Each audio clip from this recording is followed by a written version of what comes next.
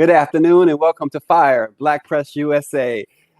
Anthony Brown was elected to his first term representing Maryland's 4th Congressional District that has parts of Arundel and Prince George's County on November 8th, 2016. He was sworn in on January 3rd, 2017. Congressman Anthony Brown is currently serving his second term in Congress. He has served as the vice chair of the House Armed Services Committee, and he's also a member of the House Committee on Transportation and Infrastructure, as well as the Committee of Natural Resources. Congressman Brown was picked by Democratic leaders to serve on the equally divided House Committee on Ethics, which interprets, investigates, and enforces the House Code of Official Conduct and rules regarding gifts, financial disclosure, and other activities of members of Congress and employees. Congressman Brown is currently co-chair of the new Democratic Coalition National Security Task Force. Welcome, Congressman Anthony Brown. Stacey, great to be on with you today, and I hope you're staying safe through this pandemic and enjoying the Democratic National Convention in not just Milwaukee, but I guess from your living room. Yeah, from your living room is right. It's virtual for the first time ever, and because of COVID-19. But speaking of that convention, who cannot not talk about President Barack Obama's indictment, really, of President Trump last night? What was your reaction when you heard the 44th president excoriate the 45th president?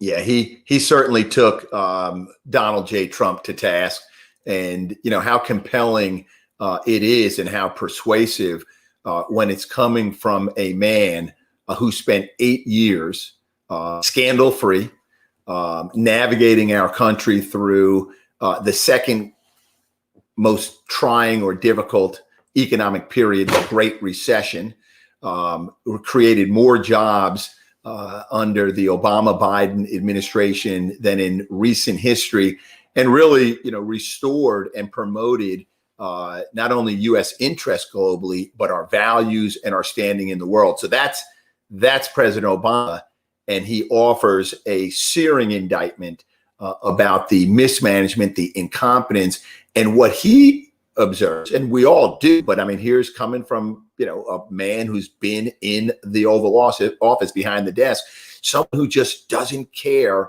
about the work, has not grown into the job. So I thought that was it was important that he said it. It was as sharp, if not sharper, than 2 nights earlier when Michelle Obama, from her perspective, talked about how Donald Trump is failing this country. And I think they both set up Kamala Harris beautifully for her speech, which I thought demonstrated that she'll be ready to go on day one and not only prosecute the case against Donald Trump during this campaign, but promote our interests, promote an agenda for the American people in the Biden-Harris administration. Yeah, and Congressman, there's this long unwritten rule that former presidents do not criticize sitting presidents. It just seems like this has been building for 4 years. Trump has mercilessly attacked Obama, and Obama has pretty much stayed on the sidelines for the most part in these last 4 years. How much of that speech last night was personal? Look, there's a lot of written rules, unwritten rules, protocols, practices, formalities, ceremony, if you will, in Washington and in politics. But I think that President Obama making such a sharp case about the incompetence and indifference of Donald Trump, it's not only warranted, but it's urgent and essential, given that in 70 plus days, the American people are going to have to make a very, very important decision. Do we go another 4 years of turmoil and disruption where so many of the risks and the dangers that we face as a people and a nation are not from outside and not from nature? They're from 1600 Pennsylvania Avenue. So I thought it was important that he personalized it. And he didn't make personal attacks of Donald Trump. He shared critiques and observations about his conduct, his lack of judgment. And I think that's totally fair game. And if you want to talk about, respecting rules and not, look at Donald Trump, who has completely abandoned all protocol as commander in chief. The way that he insults and criticizes the public, other leaders, elected leaders, the way that he has overlooked and ignored our allies, taking decisions, making decisions without consulting with them. That is not traditional. It's not customary. So, look, we're in a different world. And I think right now the stakes are too high for Barack Obama or anyone to feel constrained, believing that somehow things are just going to work out for the better. We've got to be very intentional. And I thought last night Barack Obama was exceedingly intentional. Yeah, and no matter who you speak to, no matter what side of the aisle, everyone says this is probably the most consequential election ever. But when you think about America as a whole, Congressman, and you think about the Trump administration and what it has seemingly portrayed, racism, sexism. Today, a federal judge in New York this morning issued a ruling that he must show his taxes to prosecutors in New York. And Steve Bannon, another one of his colleagues, if you will, his inner circle, was arrested and charged for conspiring, again, related to the 2016 election. At what point do you think America has to stand up and say, this is not us? Yeah, we have to stand up and say, that, enough is enough, right? So if you look at from the outset of this administration, from the very first days, quite frankly, even before Donald Trump was sworn into office, played with scandal, questions of corruption that have played out to be actual corruption. Look at the number of people that have been indicted or arrested, convicted or pled guilty in the Trump orbit, right? Flynn and Cohen, now Bannon, and others. This is a nation right now, a democratic nation that has in its leadership someone who has undermined the democratic process. He has undermined the institutions that really sort of strengthen democracy, whether it's the courts or whether it's the press, right? A respect for Congress. He's undermined all that. And what that serves to do is not only be disruptive here at home, but it makes it difficult for the United States as a global leader to project our values and promote our interests. Because if you don't have your stuff together at home, it's hard to get your allies and partners, whether they're in Europe, whether it's in the Middle East, Asia, to work with you and to cooperate with you. And look at how many decisions or positions the Trump administration has taken at the United Nations where we don't have support even of our NATO allies. And that's a real, I think, indicator of the loss of faith that many of our allies and partners around the world have in our country, because we're broken at home, not as a people, but as a government whose leader is at 1600 Pennsylvania Avenue, and it's got to be defeated in November. Yeah, we're talking live with Congressman Anthony Brown of the great state of Maryland. Congressman, I know you recently led a bill that tackles health disparities. We know that COVID-19 has really, really wreaked havoc, especially in the African-American community. Can you tell us a little bit about the bill? I believe Hoyer and others are also co-sponsors to this bill. I've got a number of great sponsors, co-sponsored on the bill, Mr. Hoyer, and he rarely sponsors bills as the majority leader. Mm-hmm. He tends not to sponsor bills. But I think after looking at this bill, he and I also both represent Prince George's County, which in Maryland saw the greatest rates and numbers of infection and deaths. We seem to have it under control to the extent that this pandemic is under control. But Mr. Hoyer recognized the importance of the bill that I filed. It's called Health Enterprise Zones. But before I talk about that, let me just say why I filed this, right? So we're in this pandemic. We're seeing a disproportionate number of African Americans and Latinos who are being infected and whose outcomes have been more severe by the infection of the virus, higher rates of death. So in Maryland, for example, African American communities make up 30% of the population, but with 38% of the cases, and sadly and tragically, 43% of the deaths. So why is this happening? Well, on the one hand, because a higher percentage of people of color are in that essential workforce, that forward-facing, customer-touching workforce, the letter carrier and the health professional, the person at the checkout counter, at the retail checkout counter, that have kept goods and services flowing while the economy is slowed down and other people have an opportunity to work from home. We don't at higher percentages. So that is what accounts for probably the higher rate of infection. But why are we seeing these bad outcomes? The Brookings Institute just came out with a study this week that showed in those states where they chose not to expand Medicaid under the Affordable Care Act, Maryland did, many states did, they didn't expand Medicaid, so therefore they have more people uninsured. A high percentage of those uninsured are Black and brown people.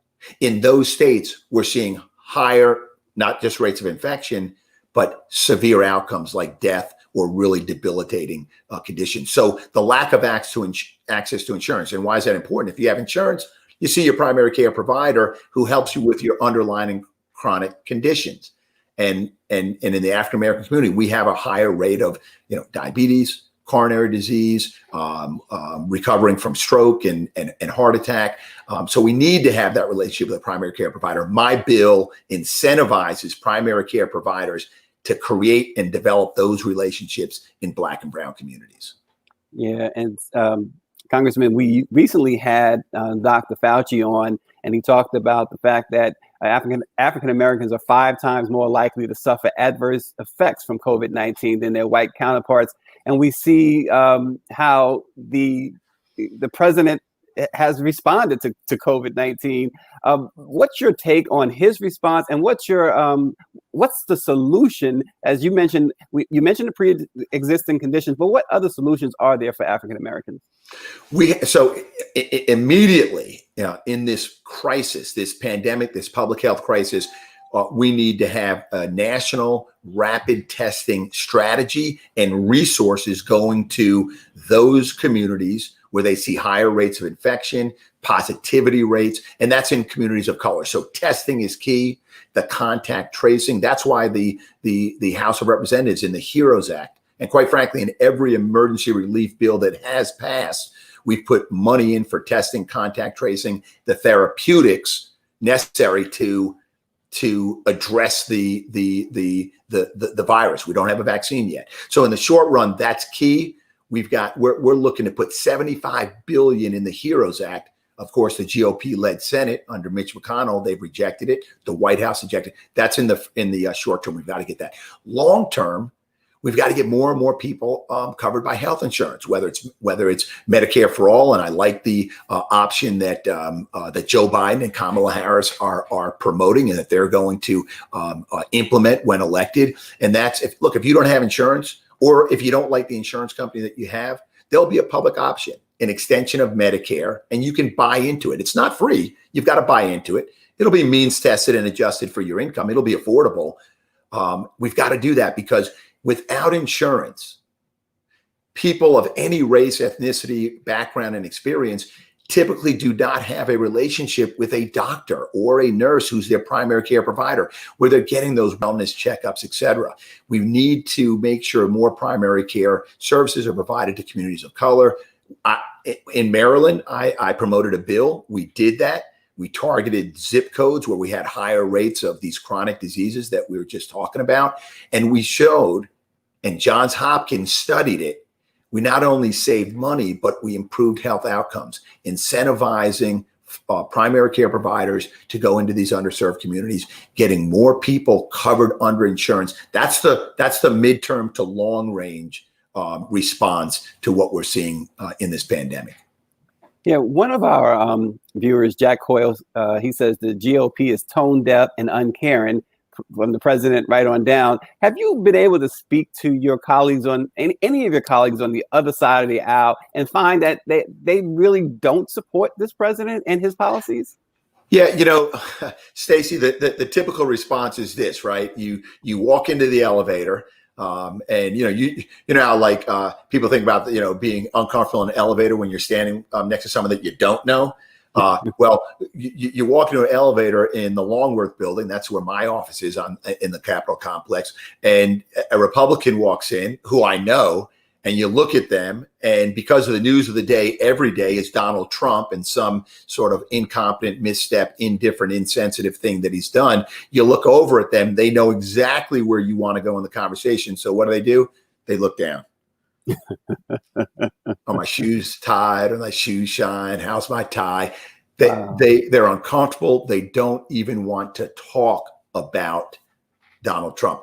See, when we were when President Obama was in the White House, Democrats proudly walked into that elevator, and we knew that there may have been disagreements on policy, but we were ready to have a conversation because we had confidence in the person, a man of integrity, of principles, who articulated where he stood and why he stood where he did, and gave everyone an opportunity to decide, hey, am I with you or not? And if not, we can have a meaningful discussion about our differences. That doesn't happen in Washington because, as President Obama said last night, Donald Trump, he doesn't care about the job. He hasn't grown into the job, and that bleeds over on Capitol Hill. So Republicans are downright embarrassed, and they just don't want to talk about it.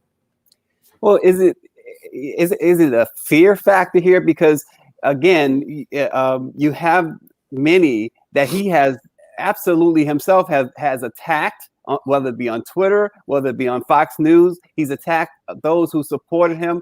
He's attacked those he ran against in his own party, and yet he throws people under the bus left and right without any problem. So why is it that it's so difficult for someone in that party, someone of authority, someone of moral authority to stand up?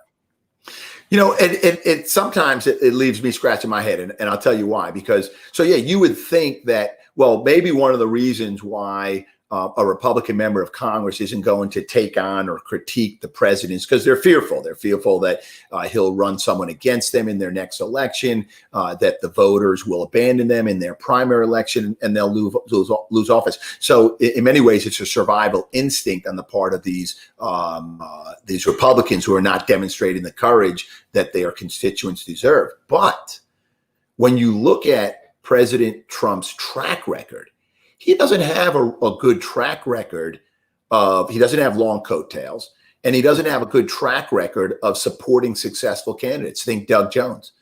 Now, I attribute that in part to the fact that Donald Trump doesn't have, coattails, but I also give much credit to Black women for coming out in mass in Alabama and slamming down Trump and Trump's ideas and policies and values, which he doesn't have, to get Doug Jones over the finish line. But my point being that there are many examples where Donald Trump has come into a race, literally flown into a state, and his preferred candidate has not won. So why my Republican colleagues are afraid of the president, I'm not sure. Maybe they just don't see their name negatively portrayed on Twitter. Yeah. and Congressman, voting rights. We just lost John Lewis, Representative John Lewis, recently. Can you talk a little bit? I know we only have a few moments remaining with you. Can you talk a little bit about your relationship with John Lewis and the impact his death may have on voting rights? John was a young man. He died a young man. And while his body was 80, he lived his life from age 13 until 80, doing what young people in this country have done for decades to advance civil rights and equal rights and human rights. He inspired and joined Dr. King in the early 60s, late 50s, early 60s, just as he inspired and joined the Black Lives Movement today. Every day that I had an opportunity to be in John Lewis's presence, I was grateful and thankful for that opportunity. Every Wednesday during the lunch hour, the Congressional Black Caucus, we get together as a family, 50 plus members of the Congressional Black Caucus, and sitting with John and hearing his stories about the civil rights movement and that experience. His stories about the early days in Congress and what it meant when he first came to the halls of Congress in the early to mid 80s and the challenges that he faced then. He talked about his struggles. He talked about the need to stay focused, right? To be disruptive. We all are now quoting him to make good trouble.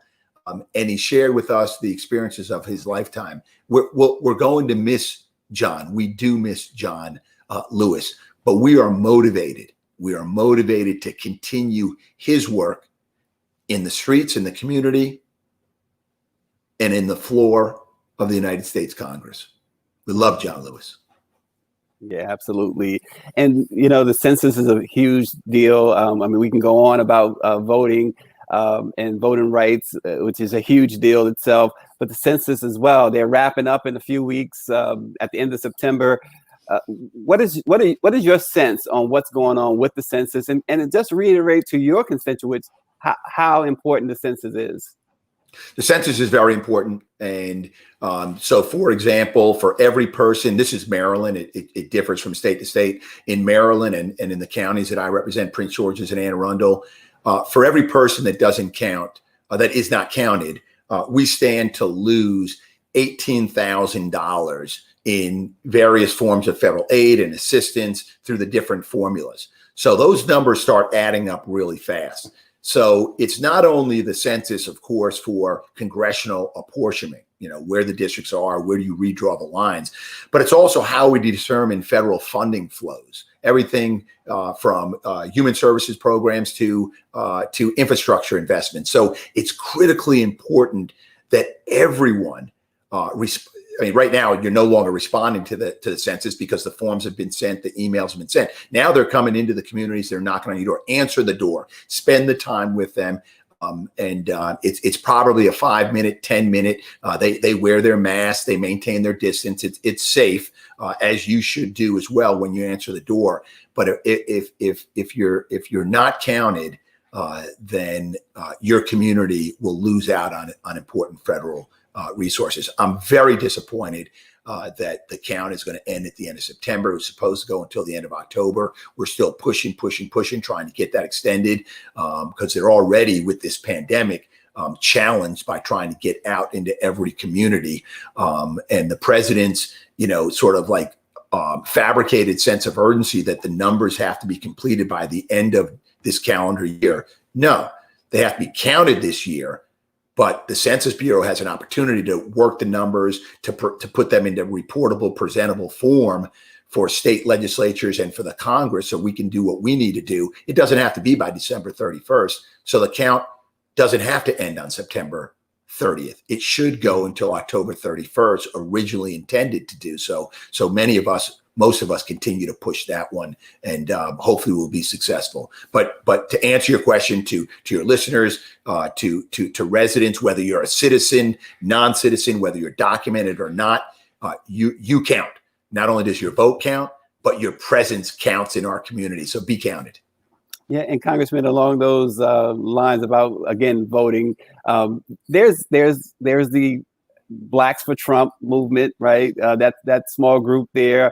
But it's also been some who say they won't vote for blacks won't vote for Biden for things that he's done in the past, maybe some policies, and for Kamala Harris because of her record as a prosecutor. What's your message when folks are saying using these as reasons not to vote for Joe Biden, and also using things that they hear in the media that might just be rumor and they don't have any independent research to prove them out? Joe Biden is not running against the Almighty. He's running against the dangerous alternative, which is Donald Trump.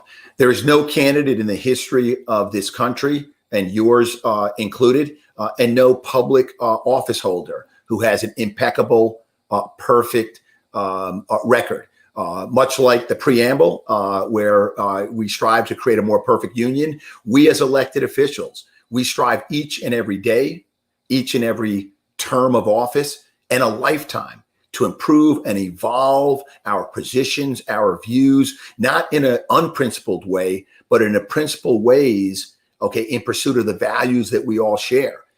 And much of the criticism, as you mentioned, on Joe Biden's record and Kamala Harris's record, where they were on those issues at that time is where the vast majority of the Black community was on those issues, specifically crime and addressing crime. There is no alternative in Donald Trump and Vice President Pence. There's no issue. There's no policy. There's no legislation, and there's no request in the budget that looks better, that is better than a Biden-Harris administration. The issues that one might have with Joe Biden or Kamala Harris, just ask yourself, how does that issue, that concern, compare to the daily nightmare that we are living, right, under the Trump-Pence administration? So Joe Biden's running against a really bad alternative, and we have no choice but to give Donald Trump his pink slip. Enough is enough. He asked a few years ago, what do African Americans have to lose? Well, the Congressional Black Caucus sent him almost a phone book thick paper on legislation that we've been advancing and promoting on healthcare and criminal justice reform and supporting our historically Black colleges and universities. And he has done nothing to advance our proposals or even his own proposals that would improve the quality of life for the Black community. Yeah, Congressman, to your point, one of our viewers, Nelson King Sr., he says, for those who won't vote, just remember the alternative is what we have right now, and that should be an alternative for any of us. Jack Coyle says Trump is an essential threat across every spectrum of issues. Existential. God, I can't pronounce any word. Right. I can't pronounce anything today. Yeah. He certainly is. Mm-hmm. Well, speaking of that too, and a lot's been made about the Postal Service and what's been going on there. We know that the Postmaster General has recently said he's going to suspend any action until after the election. A lot of Democrats have called him out on that, saying that that's just simply not true. What's your sense of what's happening with the post office? What's your sense of what's going to happen next? Sure. Look, the Postmaster General DeJoy has driven the post office into a ditch. And now what he's saying is, well, don't worry, I won't drive it off of the cliff.